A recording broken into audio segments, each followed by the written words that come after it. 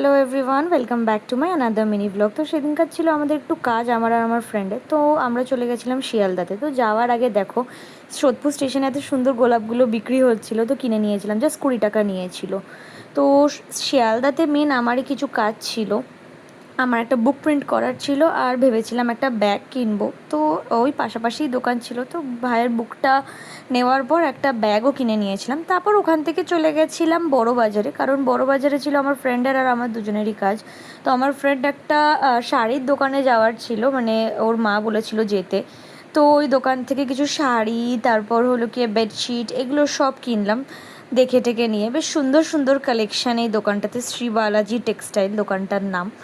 তো ওখান থেকে কিনে তারপর চলে গেছিলাম আমার জুয়েলারি র মেটেরিয়ালস কেনার জন্য। তো সব জুয়েলারি র মেটেরিয়ালস কিনে তারপর আসার সময় আর কি কী বলবো, একটা জুতোর দোকান দেখছিলাম। তো ওখানে জুতোগুলো খুব কিউট ছিল, তো আমি একটা জুতোও নিয়ে নিলাম।